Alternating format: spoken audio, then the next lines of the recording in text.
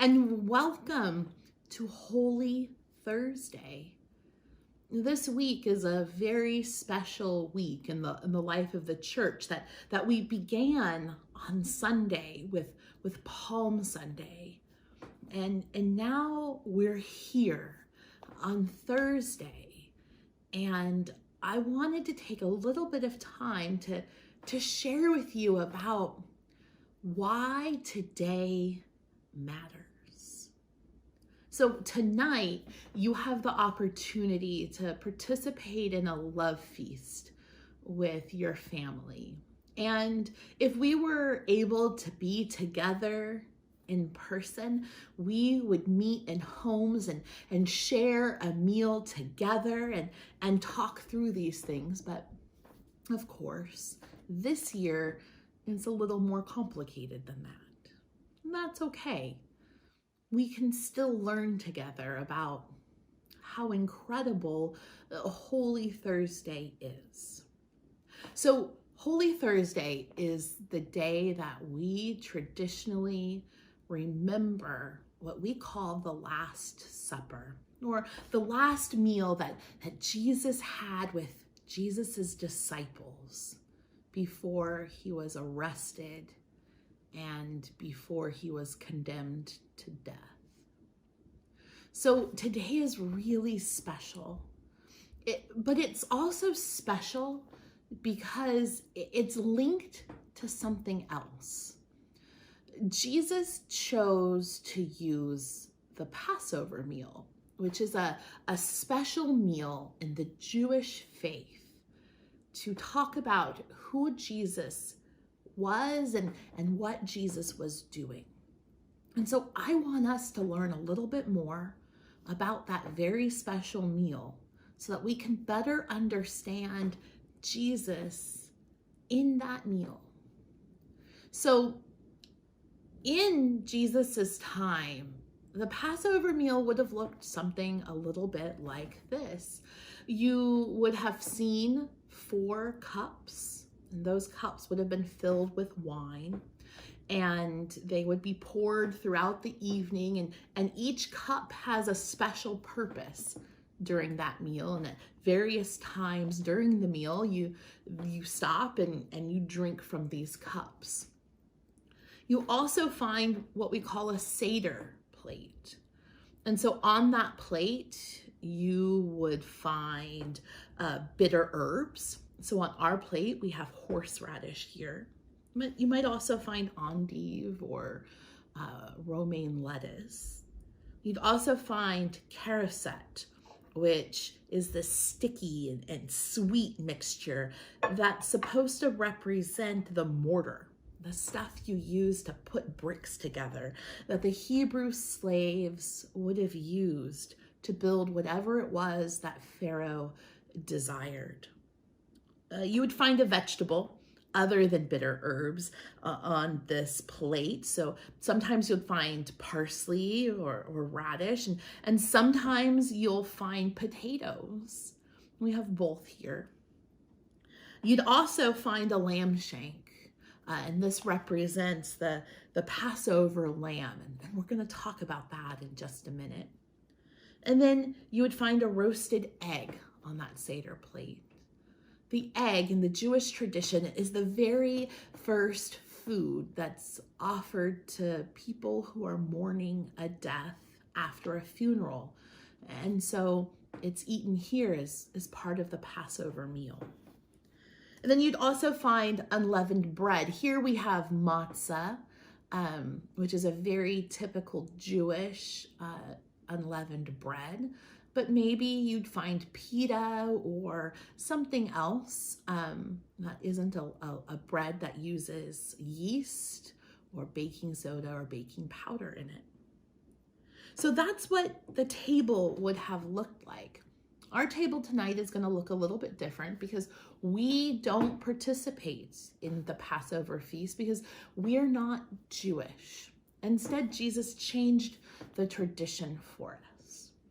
But I want you to know a little bit about why we have this Passover feast. Why did it exist? Why did Jesus celebrate it?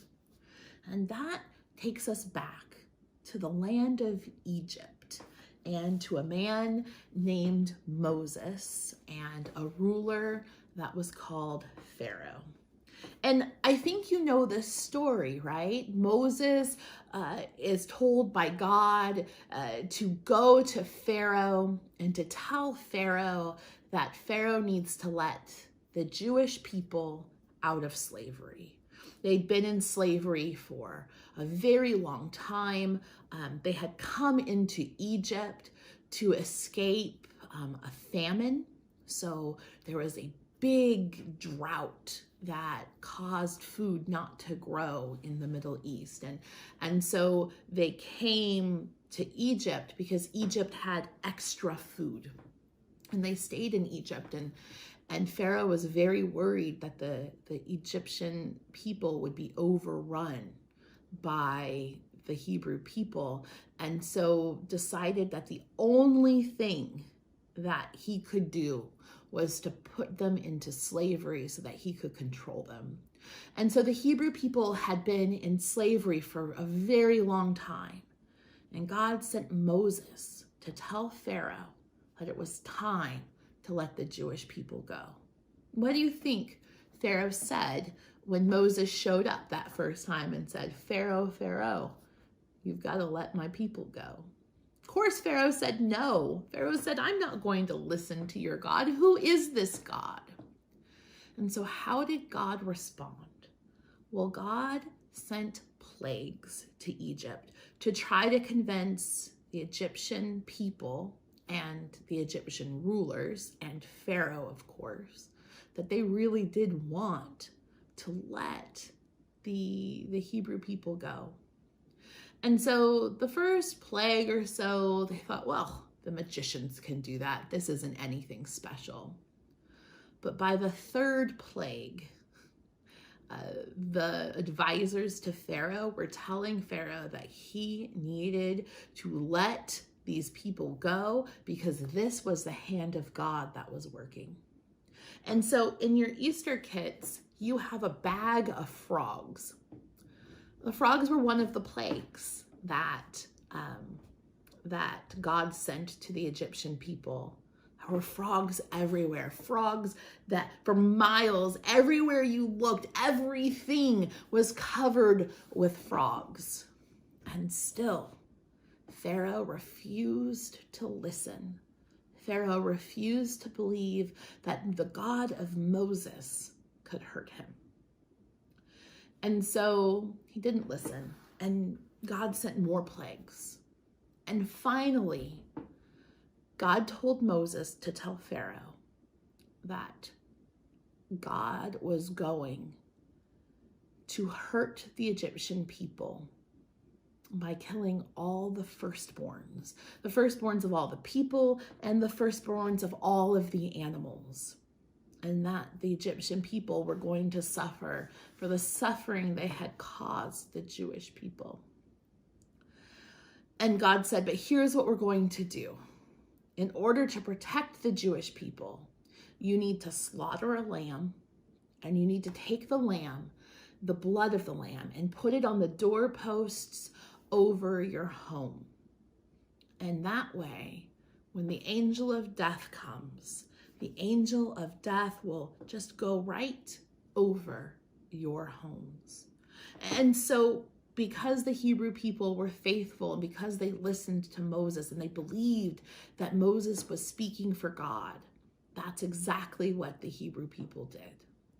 And that night, when the angel of death came and took all the firstborns in that land, the Jewish people were spared.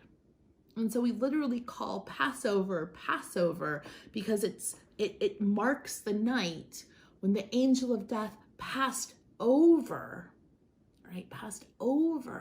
the Jewish people to save them.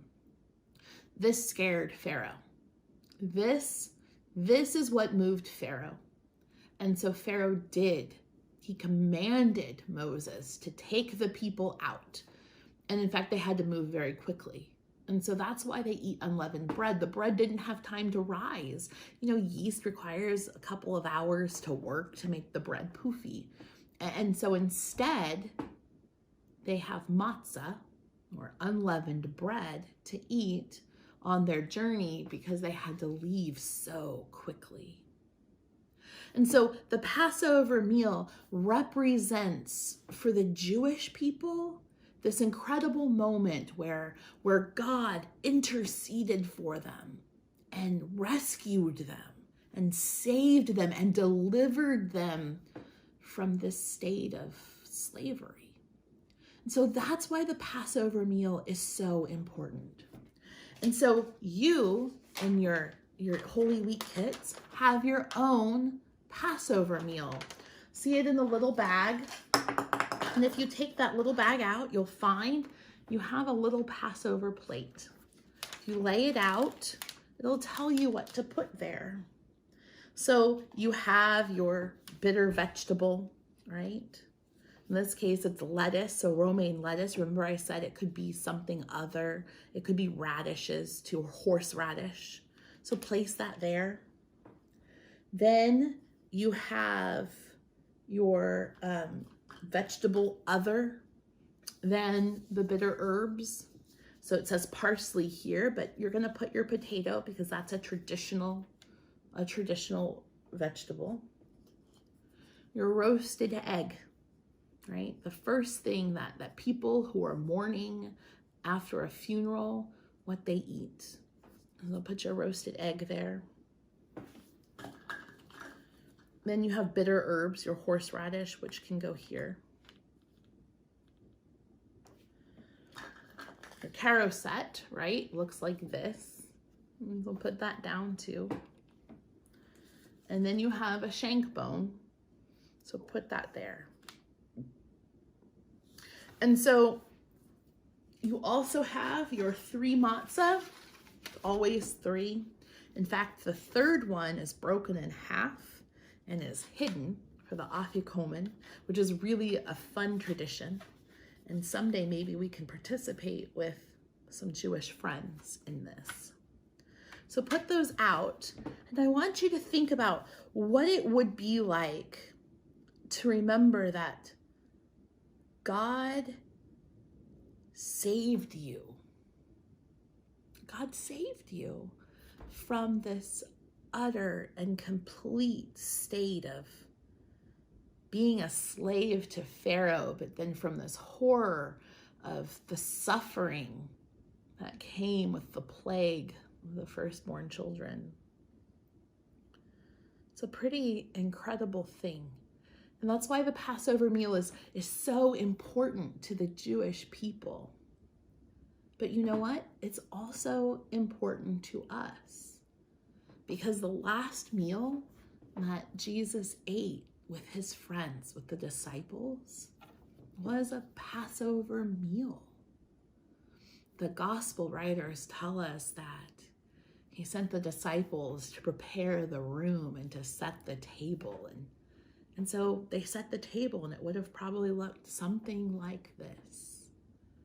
But during that meal, Jesus does something really special. Jesus changes the Passover. And so the sin of not listening to God and the sins that we do when we turn away from God every single time, Jesus tells us that Jesus is our Passover. That Jesus came, Jesus taught, Jesus lived, and then Jesus was arrested, and Jesus suffered, and Jesus died, so that those sins and that power of evil no longer has power over us.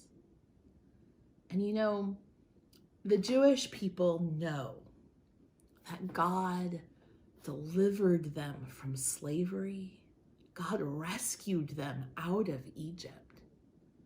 And we know as Christians that Jesus did that too, that Jesus rescued us from the power of sin.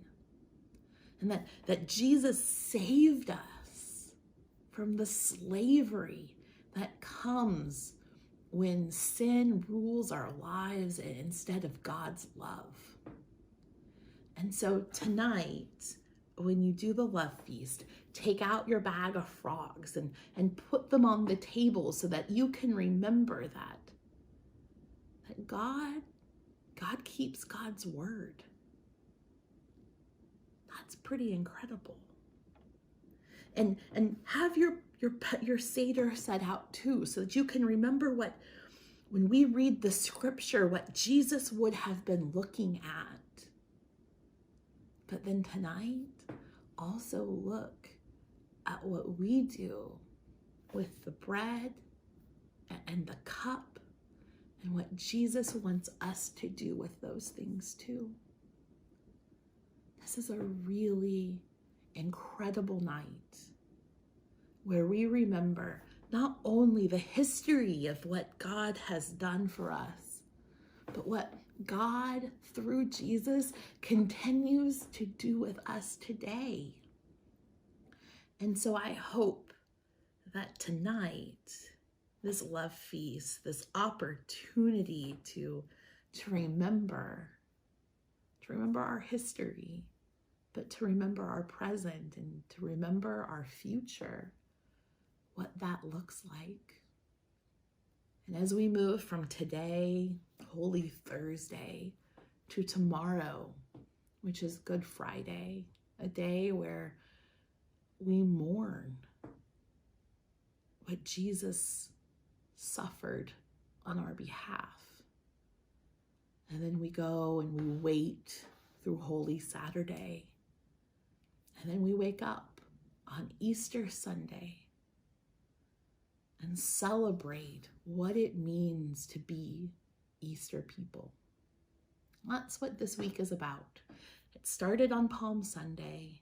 We're continuing it here today. And we will keep telling this story as we get to Easter Sunday, when we can celebrate together. I'll see you then. Bye.